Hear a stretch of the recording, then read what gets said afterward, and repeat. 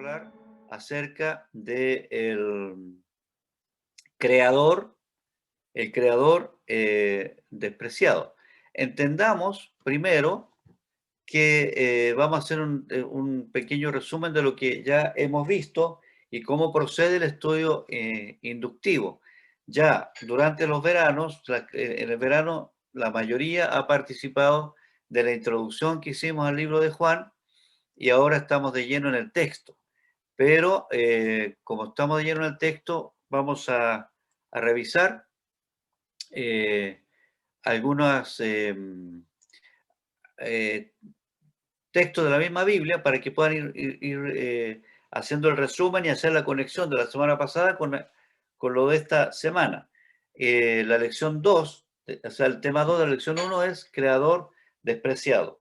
La semana pasada vimos la preexistencia de Jesús, donde estuvimos afirmando, de acuerdo al texto bíblico según Juan, cómo Juan describe a Jesús antes, desde la fundación del mundo, respondiendo a griegos y respondiendo a hebreos y respondiéndonos a nosotros hoy día, de donde comienza la existencia de Jesús. Jesús no nació ahí en Belén, Jesús existía antes de nacer. Ahora, la expresión que va a ser nuestro centro de atención hoy día es: a los suyos vino y los suyos no le recibieron.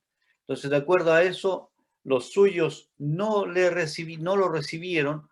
La pregunta es: ¿quiénes son los suyos? Y de acuerdo a eso, algunas personas, para introducir allá en este tema, algunas personas afirman que los suyos son el pueblo de Israel, que los suyos son el pueblo de Israel. Entonces, que el Señor vino a Israel y los israelitas no le recibieron. Otros afirman que se refiere a toda la creación y otros al mundo de los seres humanos. Entonces, el punto es que es sorprendente la cantidad de comentarios que se pueden encontrar respecto a estos dos aspectos. Entonces, cada vez que usted estudia un libro, uh, además de lo que estamos haciendo acá nosotros, usted va a encontrar estas dos líneas teológicas de interpretación, que cuando Jesús habla acerca, o sea, cuando Juan se refiere que Jesús vino a lo suyo y los suyos no lo recibieron, los suyos para algunos sería la nación de Israel, y para otros, según lo que usted vaya leyendo, sería toda su creación. El caso es que se nos va el tiempo en toda esa discusión, si eso es Israel o no es Israel, y se nos olvida lo esencial, que Jesús vino a mostrarnos el amor de Dios y los suyos, sea Israel o sea el mundo, nos involucra de todas maneras, y el punto es: ¿por qué algunos le recibieron y otros no le recibieron? ¿Cuál es el resultado de los que lo recibieron y cuál es el resultado de los que no lo recibieron? Entonces, a nosotros realmente poco nos importa si Juan estaba enfocado en Israel o estaba enfocado en toda la creación, en toda la humanidad. No se importa cómo lo aplicamos a nuestra vida, en relación con el acto mismo de Jesús, que siendo Él el creador, decide humanizarse y nacer como un ser humano común y corriente, y luego a través de eso tratar de alcanzar, conquistar nuestro amor. Eso es algo tremendo. Eso es lo profundo de este libro. El libro de Juan es un libro que es muy eh, completo. Es muy completo. ¿En qué sentido? En que los teólogos pueden profundizar en él porque hay mucha profundidad teológica.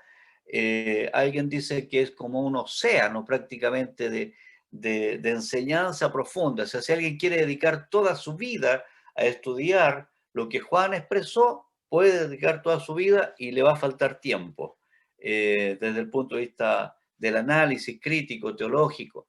Pero también es tan simple, es tan sencillo, está tan bien hecho el libro, tan bien inspirado y tan bien redactado por Juan, que lo puede leer una persona que recién viene llegando, que no conoce nada de Dios, nada de la Biblia, y puede entender los principios fundamentales que son el verdadero amor del Señor y nuestra salvación.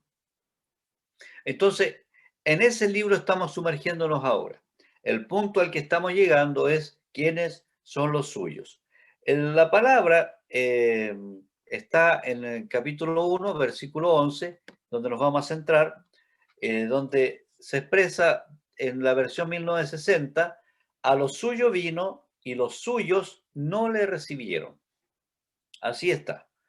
El versículo 11, en la versión nueva, traducción viviente, dice, vino a los de su propio pueblo y hasta ellos lo rechazaron. ¿Ya? Es la versión nueva, traducción viviente. La nueva Biblia viva dice, vino a este mundo que es suyo y los suyos no lo recibieron. ¿Ya? Y la cuarta texto que lo quise poner, vino a su propio mundo, pero los suyos no lo recibieron. Fíjese qué importante es poder dar lectura en diferentes versiones para ampliar la mente, y lo que nosotros buscamos a través de este estudio de la lectura de la Biblia no es ampliar el conocimiento, aunque es importante, pero queremos descubrir la revelación de Dios detrás del texto. ¿Qué es lo que el Espíritu Santo quiere decirnos para hoy del logos que está escrito, el rema para nuestra vida? Entonces, fíjese que la versión 1960 dice, a lo suyo vino y los suyos, ¿cierto? No lo recibieron. Entonces, cuando se refiere a lo suyo, aquí no hay problema. A lo suyo vino, es decir, a la tierra. Siendo Dios el creador de todo, siendo la vida, siendo la luz, Él decide venir a lo suyo, a lo que le pertenece. No viene a nada extraño, no viene a pedir permiso para nada. Él viene a lo que le pertenece. Pero dentro de lo que pertenece hay personas que son los suyos, a pesar de que le pertenecen por creación, pero esos suyos no le recibieron. Luego, esta versión, la nueva traducción viviente, es una versión que nos damos cuenta aquí que es algo interpretativa, y por eso hay que leerla en comparación con otros textos. ¿Por qué? Porque aquí dice, vino a los de su propio pueblo. Entonces yo les pregunto, ¿quién es su propio pueblo? El propio pueblo, uno inmediatamente piensa, Israel. Entonces, esta Biblia está traducida, la nueva traducción viviente, tiene su tendencia interpretativa al traducir la escritura. Ahora, esto es muy importante. Si hay personas que están recién teniendo acceso a un estudio bíblico como este, quizás muchos piensan que Dios dictó la Biblia y que se escribió y una persona la escribió y así fue todo. No, aquí hay mucho de ser humano en la Biblia y por eso algunos cuestionan la escritura porque dicen, bueno, ¿y dónde está Dios? Dios está en el espíritu de lo que se escribe, en el espíritu de lo que quiere enseñarnos, y el espíritu aquí en el texto de Juan es enseñarnos el verdadero y profundo amor de Jesús. Pero cuando uno lee la escritura para estudiarla, va a descubrir que hay Biblias que te interpretan, llevan tu pensamiento hacia un lado y otras que lo llevan hacia otro lado. No se contradicen, solamente son formas de aplicar la traducción de una forma un poquito más interpretativa. La nueva Biblia viva, la nueva Biblia viva, que es el siguiente texto que yo tengo acá, dice, vino a este mundo, hasta ahí vamos bien, vino a este mundo, que es suyo. Es otra forma de decir, a lo suyo vino, un poquito más enclarecedor. A lo suyo vino, ¿a qué? Al mundo, a este mundo terrenal, físico. A lo suyo vino, pero dice, y los suyos no lo recibieron. Cuando habla de los suyos y habla del mundo, entonces nos está mostrando una posición un poquito diferente a la versión NTV. La NTV dice, vino a su propio pueblo, a Israel. Pero la NBB, la Nueva Biblia Viva, nos dice, vino a este mundo. Entonces nos da como las dos líneas interpretativas. A nosotros nos debe tener preocupados, ¿cierto?, de estudiar las líneas, pero debe tener sin cuidado porque lo importante es que vino. Eso es lo importante. ¿Cuál es la intención de él al venir o al pueblo de Israel o a todo el mundo? eso es otro tema, es para dialogar toda la eternidad. Allá en el cielo sí yo voy a hacer harta teología, ya cuando estemos allá arriba y estemos seguros de que los que se salvaron, se salvaron, y los que no, no los alcanzamos. Pero acá todavía tenemos mucho tiempo que ocupar en el rescate de las almas como para dedicar tanto tiempo a definir estas cosas que son, que probablemente no van a llevar, nunca vamos a llegar a un acuerdo. El versículo 11, el mismo, en la versión Dios habla hoy, dice, vino a su propio mundo, pero los suyos no lo recibieron. Es decir, más parecido a la versión Nueva Biblia Viva y a la versión 1960. Entonces, este es el pasaje que lleva nuestra atención hoy día. Aquí yo quise hacer un espacio para recordar un poco el concepto de la observación en el estudio inductivo. Ya, algo que no vamos a dedicar mucho tiempo en el estudio inductivo en estas clases que son muy cortas, una vez a la semana, pero la tarea de ustedes es trabajar de esta manera como yo les estoy mostrando acá. Por ejemplo, la semana pasada y esta semana estamos en Juan capítulo 1 y yo hice las marcas correspondientes a las palabras principales no, que voy descubriendo. Quise marcar específicamente para ustedes la palabra verbo, porque la semana pasada vimos en el principio era el verbo. Entonces está verbo, él, luz, el, verbo, en fin. Fui marcando una tras otra y al final llegué a la siguiente conclusión, que ustedes después tienen que tomar nota al lado de su cuadernito cuando lo tengan en su mano, donde dice verbo tiene 4 veces la referencia. ¿Ya? Como Jesucristo aparece una vez, como Cordero de Dios aparece 2 veces, como aquel referido a Jesús, aparece una vez. Rey de Israel, una vez. Referencias a Jesús como este, él o por él, aparece 25 veces. ¿Ya? El unigénito Hijo de Dios aparece una vez. Como Rabí, aparece una vez. Como hijo de José, aparece una vez. Como hijo del hombre, aparece una vez. Como luz, aparece 6 veces. Como Jesús, aparece 12 veces. Y como Mesías, aparece una vez. Como hijo de Dios, una vez. Entonces, ahora, de acuerdo a la repetición de los nombres en que están acá, de las palabras que están acá, uno descubre quién es el personaje principal de este capítulo, que en el contexto total del libro descubrimos que el capítulo 1 es el prólogo, es la parte inicial del texto completo. Entonces aquí Juan condensó toda la teología que se desarrolla en la práctica en en el resto del libro. Es, es fascinante. Realmente a mí me emociona mucho, Juan, cómo en el capítulo 1 condensa, o sea, esa habilidad de escritor tremenda de condensar todo lo que después va a desarrollar como historia, como esta es la sinopsis, ¿ya? De todo lo que viene. Eh, entonces, vemos acá que como protagonista principal del capítulo 1, ¿quién es? Nosotros diríamos hoy día, ¿cierto? Es Jesús. Jesús. Ahora, ¿cómo lo muestra Jesús en este capítulo?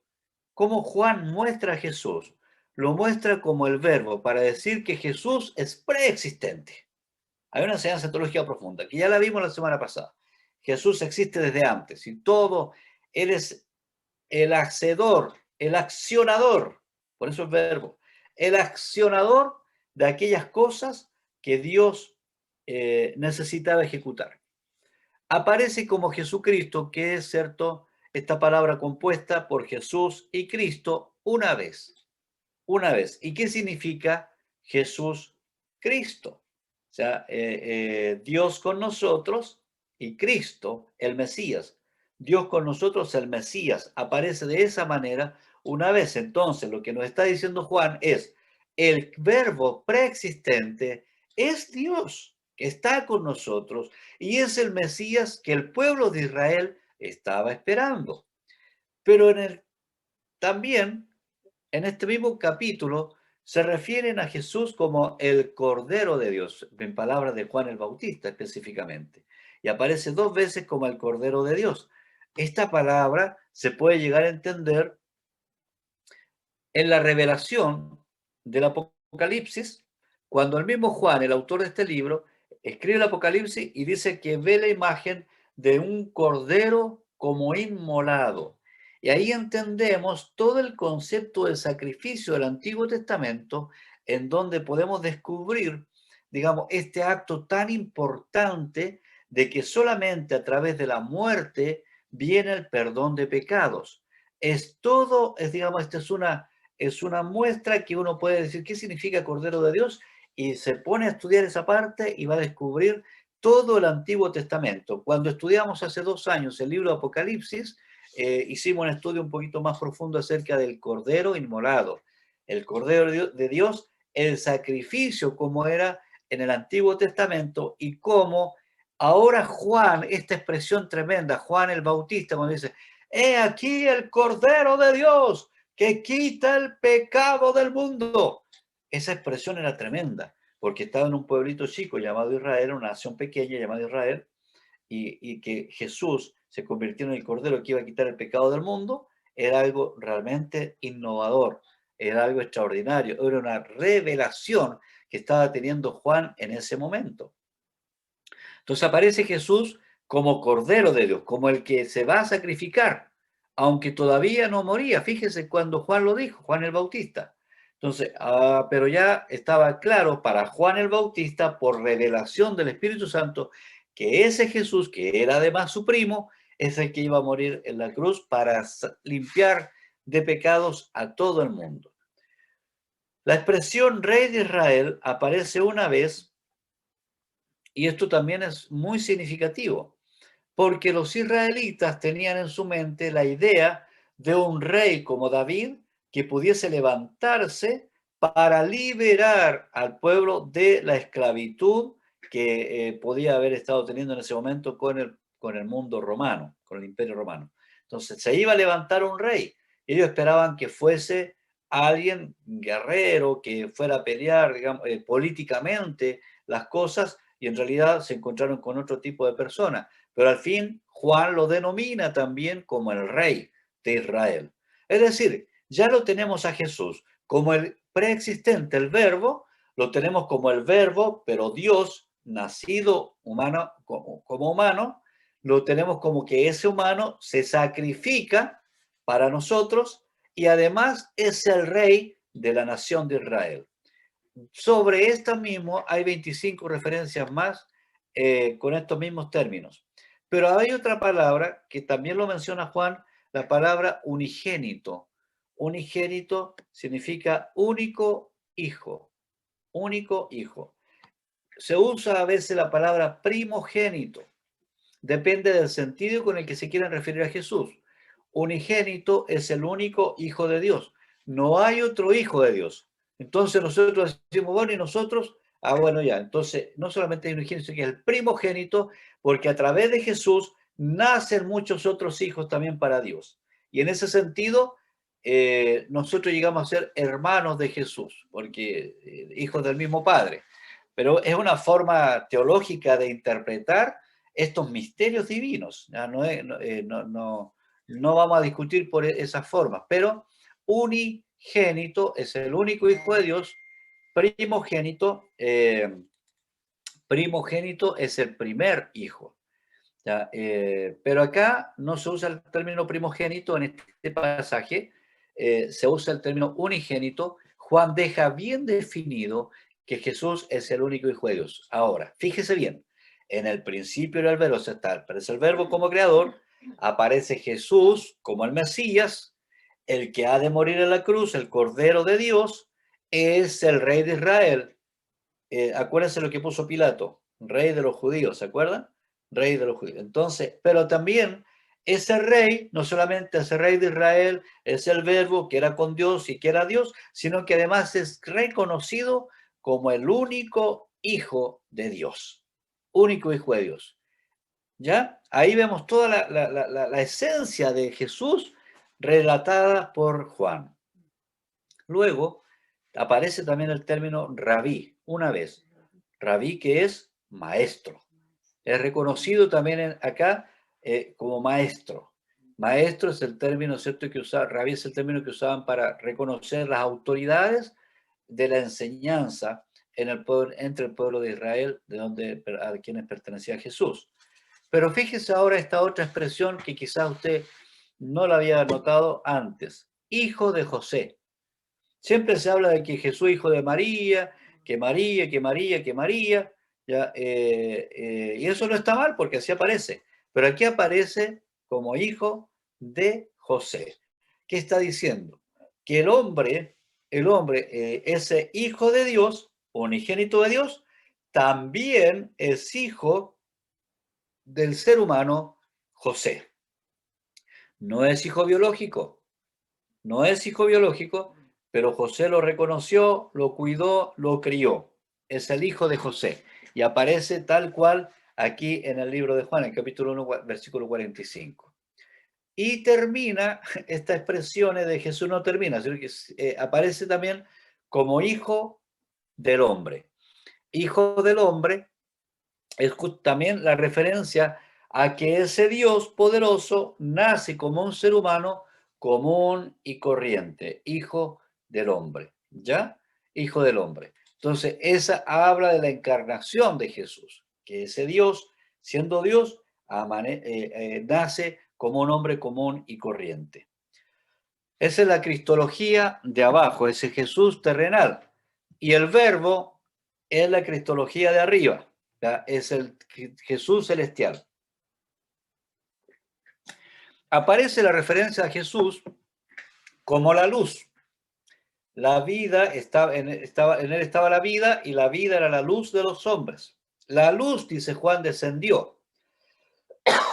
Esa luz que descendió es Jesús. Entonces también está hablando del origen de todas las cosas a través de la luz, que la luz resplandece sobre las tinieblas y las tinieblas no logran prevalecer contra la luz. Es decir, nunca, y este principio recuérdalo bien, nosotros que somos hijos de la luz, jamás la oscuridad vencerá a la luz.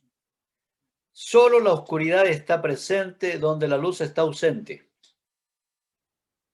Solo la oscuridad está presente donde la luz está ausente. Es decir, donde la luz se apaga, ahí reina la oscuridad. Pero donde está presente la luz, la oscuridad jamás vencerá.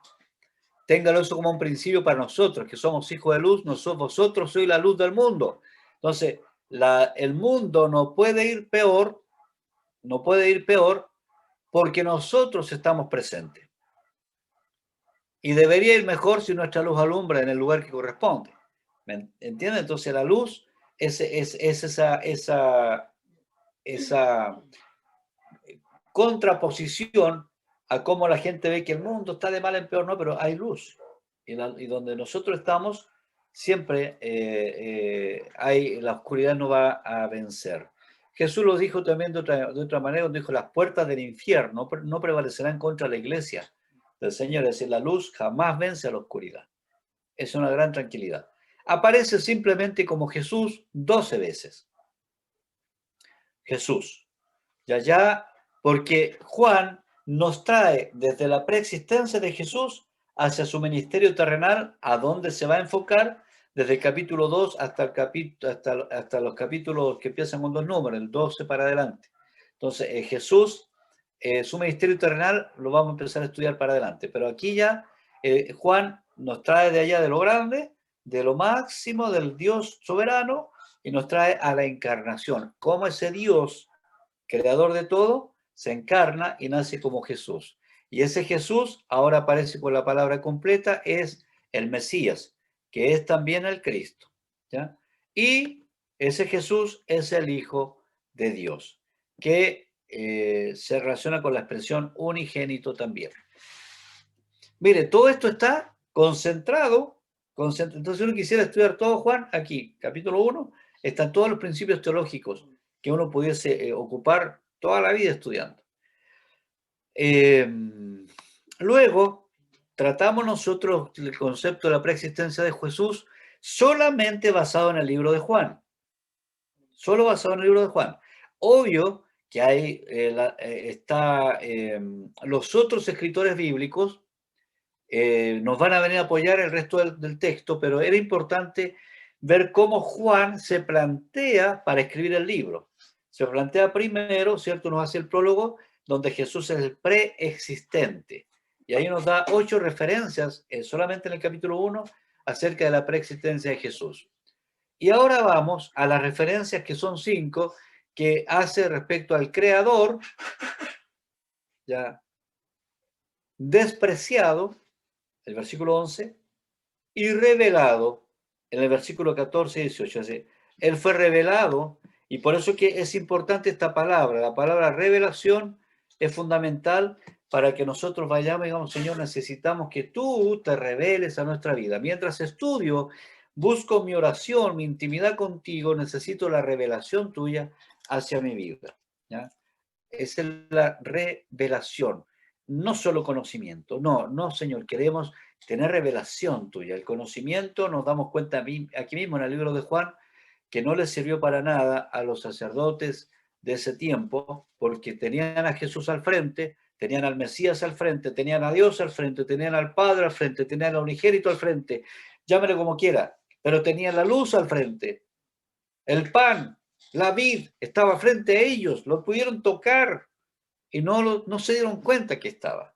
¿Cuántas veces Dios puede estar frente a nosotros?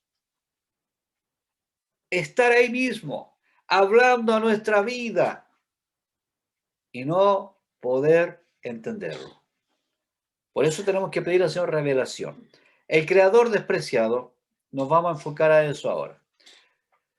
Algunos, o sea, ¿por qué el creador despreciado? A lo suyo vino el texto que ya leímos, el versículo 11, y los suyos no le recibieron. ¿Cómo es posible? Dime qué más puede hacer Jesús. Se entregó toda su sangre en la cruz. ¿Ya? ¿Cómo es posible? ¿Cómo es posible que ese Dios supremo decide nacer como un ser humano común y corriente, habitó entre nosotros, dice la palabra, vimos su gloria, gloria como la del unigénito Hijo de Dios, pero la gente no lo reconoció y además lo despreciaron? A los suyos vino y los suyos no lo recibieron. Esa expresión es muy fuerte y dolorosa. Hay algunos que creyeron, pero acuérdense que Jesús en el libro de Juan, que Juan muchas veces como va interpretando, va explicándonos el texto, nos va diciendo, mira, esto ocurrió, pero ¿por qué? Y nos va explicando el texto, ¿ya? Algunos creyeron, pero Jesús no se fiaba de nadie, lo dice Juan, no se fiaba de nadie, porque conocía lo que hay en el corazón de ellos. Juan 7:31 dice, pero muchos de la multitud creyeron en él. Y ellos razonaban así, cuando el Cristo venga, ¿acaso hará más señales de las que éste ha hecho? O sea, ¿habrá alguien más poderoso que lo que está demostrando Jesús? Y entonces creyeron, muchos comenzaron a creer en él. En Juan 12, versículo 10, dice, pero los principales sacerdotes resolvieron matar también, ay Dios mío, a Lázaro. Perdón que me ría, pero es tan chistoso, ¿ya? Que ellos querían eliminar, vamos a llegar a ese texto también, ahí lo vamos a analizar un poco más profundo, pero querían eliminar al sujeto que había sido objeto de una resurrección. O sea, no estamos hablando aquí de cualquier cosa, no estamos de un resfrío, estamos hablando de una resurrección. Y estos hombres estaban tan ciegos, que preferían matar a Lázaro que creer en Jesús. Entonces, qué tremendo. Entonces, no nos sorprendamos hoy día de que haya tanta ceguera espiritual, no en el mundo, en la iglesia. Dentro de la iglesia hay muchas personas que están tan ciegos, metidos en su denominación, en sus organizaciones, que la directiva, que la reunión tanto, y están tan metidos en esas cosas que serían capaces de volver a matar a Lázaro, con tal de mantener su organización intacta. Ahí está. Por causa de Lázaro, muchos de los judíos se estaban apartando y estaban creyendo en Jesús. O sea, había gente racionalmente que estaba descubriendo que Jesús algo tenía, algo tenía. El versículo 42 dice, sin embargo, muchos, aún los gobernantes, creyeron en él, pero por causa de los fariseos, mire, no lo confesaban para no ser expulsado de la sinagoga. O sea, el que creía en Jesús, para afuera. Es muy interesante esto. Entonces, el que creía en Jesús estaba condenado a ser eliminado. Estaba condenado a ser eliminado. De la sinagoga. O sea, vamos a descubrir la historia del ciego. Hay un capítulo completo dedicado a la historia del ciego, porque es un milagro que genera una discusión teológica a tal grado que el mismo ciego, imagínense el pobre ciego, había estado toda la vida ciego, ¿ya? Y Jesús lo sanó, y él estaba a lo mejor anhelando ver cómo era la sinagoga por dentro, cómo era, quería verlo todo. Y cuando el Señor lo sanó, lo expulsaron por haber sido sanado. O sea, eso es de risa. ¿Ya? Si hubiese acá alguien que pudiese poner risa, debe poner risa acá, porque no es posible. Ya quieren matar a Lázaro porque no quieren creer la resurrección, y al pobre ciego que no lo podían tampoco enceguecer, lo echaron de la sinagoga. No, tú no sirves acá. ¿Por qué? Porque te necesitábamos ciego. Es para reflexionar, ¿no? Pero el 42 dice, sin embargo, muchos, aún los gobernantes creyeron en él, pero por causa de los fariseos no lo confesaban, o sea, calladito, para no ser expulsado de la sinagoga. Pero también están los que no creyeron. Juan 6:64 dice, pero hay algunos de ustedes, lo dice Jesús, que no creen. Fíjese cómo lo explica Juan.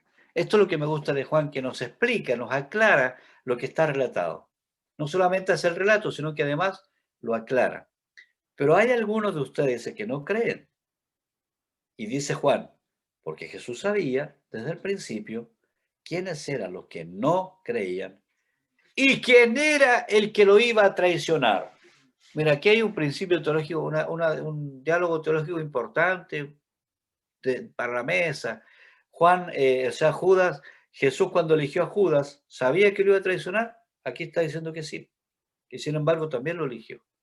Jesús mismo lo dijo al final, dijo, yo no lo elegí a todos ustedes acaso, y uno de ustedes es un diablo. Interesante. Jesús sabía, pero aún así lo eligió.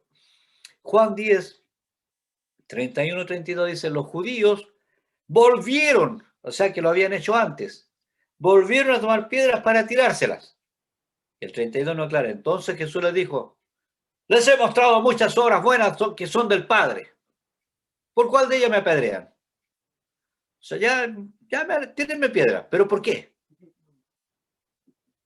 De todas las cosas que he hecho, ¿por cuál de todas esas me están tirando piedra? ¿Me entienden? O sea, Jesús, Juan nos va a permitir sacarnos la imagen del Jesús de Hollywood que tenemos. Nos va a permitir sacarnos la imagen del Jesús santulón, perdón la expresión. Nos va a sacar la imagen de ese Jesús, claro, bonachón, delicado, casi femenino. No, Jesús vamos a darnos cuenta que era bastante fuerte también en su forma de responder. Y yo estoy sorprendido la paciencia de Jesús para empezar a responderle tantas cosas a los fariseos que lo vamos a ir analizando más adelante. Pero el Señor ahora los afrenta, le dice, bueno, ¿por cuál de todas me están apedreando? No creyeron, no querían creer. Y Juan 12:37 dice, pero aunque había hecho tantas señales delante de ellos, no creían en él. Qué expresión más triste la de Juan. Aunque había hecho tantas señales delante de ellos, no creían en él. Juan 8:24 dice, por eso les dije que morirán en sus pecados, porque si no creen que yo soy, morirán en sus pecados. Es decir, Jesús no lo está amenazando, no le está diciendo nada, le está diciendo que Él es el Cordero de Dios que quita el pecado del mundo. Y el que no cree que yo soy, hablamos del yo soy la semana pasada, si no creen en el aspecto divino que tiene él para poder perdonar los pecados, van a morir en los pecados. Ahora yo les pregunto, ¿cómo creen ustedes que murieron? Todos esos judíos o los fariseos murieron en sus pecados. Y el infierno espera por ellos. No tienen otra salvación, aunque se sabían la Torá de memoria y los escritos de los judíos de memoria, pero no conocieron a Jesús. Juan 12:48 dice, el que me rechaza y no recibe mis palabras, tiene quien lo juzgue. ¿Y quién lo va a juzgar? La misma palabra que he hablado, esa la juzgará al final del día. Es decir, todos han de ser juzgados por las palabras de Jesús. Jesús es la palabra, pero esa palabra viva, la revelación máxima de Dios, se expresa. Y esa misma palabra nos aclara el Evangelio, su propósito. Y el que no cree a la palabra de Jesús va a ser juzgado al final del día. Y Jesús lo aclara en otros textos, el infierno, lago de fuego, lo que nos espera, lo que les espera. Juan 1, 29, 30, está el testimonio, a ver si alcanzamos a revisar.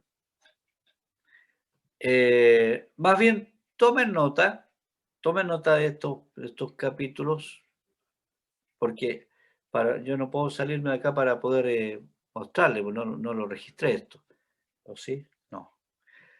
Juan 1, 21, 30, el testimonio de Juan el Bautista. Es cuando Juan, el relato que ustedes ya seguramente han leído varias veces, Juan lo ve a Jesús y dice, he aquí el Cordero de Dios que quita el pecado del mundo.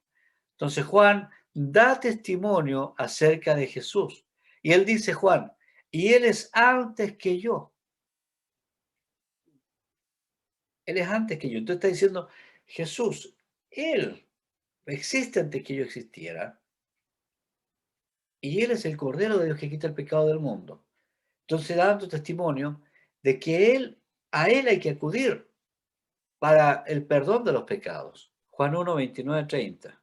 O si, más bien sería, para no salirme de la imagen, si alguien lo tiene ahí a mano el texto, que le dé una lectura para que todos podamos escuchar. Juan 1, 29, 30. Pastor, yo lo tengo. Eso sería mejor. Ya, Julia, por favor. Dice, dale lectura. Juan 1, 29, 30. Al día siguiente, Juan vio que Jesús se acercaba.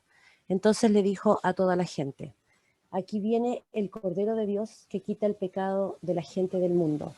Por medio de él, Dios les perdonará a ustedes todos sus pecados. Yo me refería a él cuando dije, después de mí viene uno que es más importante que yo, porque existe desde antes que yo naciera. Ya. Ahí está, ¿ves? Juan, con qué claridad lo dice Juan el Bautista. ¿Ya? Y ahí está el testimonio de Juan, como Juan, y también se refiere que Dios va a usar a Jesús para poder quitar el pecado del mundo. Es decir, que el mismo Dios que es Jesús, ahora como ser humano, es el instrumento para borrar nuestro pecado. No hay otra forma, está diciendo. Entonces, no hay otra forma de que nuestro pecado sea limpiado si no es a través del sacrificio de Jesús. Lo dice Juan el Bautista y se refiere a que Dios quiere acercarnos a través de Jesús. Juan 5:36 dice, las obras que el Padre me dijo que cumpliese las mismas obras que yo hago, dan testimonio de mí que el Padre me ha enviado. ¿Ya? Entonces, ahí otra vez está manifestado que Jesús es enviado por parte del Señor, del Padre. El Padre envía, Jesús es enviado, y entonces vemos otra vez que el Creador viene para poder ofrecer la salvación. ¿Ya? En Juan 15, 26, 27, Jesús al finalizar su ministerio terrenal dejó a los testigos, a los apóstoles. cuyo mensaje había de ser verificado por el testimonio del Espíritu Santo en ellos. Si otra vez alguien puede leer estos dos versículos, Juan 15, acuérdense que es nuestro capítulo rema del libro de Juan. Al final de este capítulo está esta aclaración. Si alguien nos puede leer, por favor. 15, 26. Yo acá por acá. Pero esto es para que se cumpla la palabra que está escrita en su ley. Sin causa me aborrecieron. Pero cuando venga el Consolador, a quien yo os enviaré del Padre, el Espíritu de verdad, el cual procede del Padre, él dará testimonio acerca de mí. Y vosotros daréis testimonio también, porque habéis estado conmigo desde el principio. Gracias, Bernita. Entonces, ahí nos damos cuenta cómo Jesús, al finalizar el capítulo de Juan, el de la vid, él habla del Espíritu Santo que da testimonio de Jesús y que ese Espíritu en nosotros, en ese caso los apóstoles, iba a permitir que los apóstoles dieran testimonio de Jesús porque ahora iban a tener dentro de ellos el Espíritu Santo. Entonces, si ese mismo Espíritu que hizo a los apóstoles, los hizo potentes en la proclamación del Evangelio, entonces ese mismo Espíritu es el que está potente para la proclamación del Evangelio en nosotros. ¿Ya? Entonces, ahí está, digamos, el testimonio de Jesús. Y ahora el menosprecio, en Juan capítulo 3, dice, y esta es la condenación, que la luz vino al mundo, y los hombres amaron más las tinieblas que la luz, porque sus obras eran malas. Porque todo aquel que hace lo malo, aborrece la luz, y no viene a la luz, para que sus obras no sean reprendidas. Es mejor decir, la luz no existe, a tratar de acercarse a la luz, porque entonces va a haber frente a la luz, hay que tomar serias, importantes decisiones. Pero esta es la condenación. La luz vino al mundo. ¿Quién es la luz? Jesús. Pero los hombres rechazaron la luz. Los hombres amaron más las tinieblas que la luz. ¿Por qué? Porque ya estaban cultivados en obras malas. ¿Ah? Y no querían venir a la luz para ser iluminados. ¿Ya? Entonces, con ese texto, nosotros ya estamos cerrando la enseñanza de hoy día, aclarando una cosa.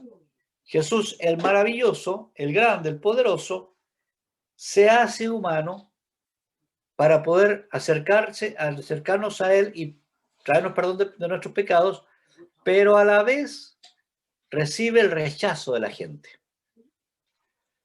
Y es como el mundo está hoy día. Pero tranquilos, por favor, no se pierdan el próximo episodio. Porque el versículo 12 del capítulo 1, léanlo, no lo voy a decir yo ahora, porque hay una tremenda promesa que nos da tremenda esperanza. Así que vamos a cerrar ahora y les dejo un espacio. Si surge alguna pregunta, voy a estar atento al chat y voy a responderle acá también si es que me la hacen por este medio. Bueno, me dicen que les recuerda acerca de la tarea, ya que tienen que aplicar en la célula. Parece que eso no se las dije, pero sí el versículo de memoria, no se olviden. Yo se los mandé por el grupo. A ver, ¿alguna pregunta, alguna duda, alguna acotación?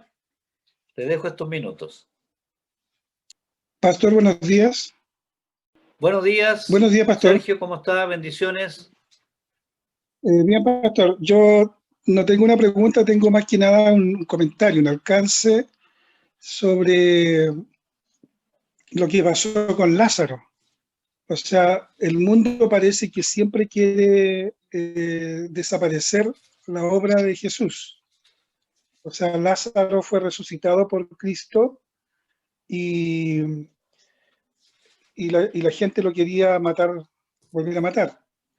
Así también nosotros que hemos sido resucitados por Cristo, también el mundo quiere matar finalmente el mensaje, quiere matar todo lo que el Señor representa para el mundo. Eso, pastor, como comentario. Muy bien, muchas bendiciones para todos. Gracias por estar en este estudio. No se olviden compartirlo con los demás. Bendiciones. Chao, chao.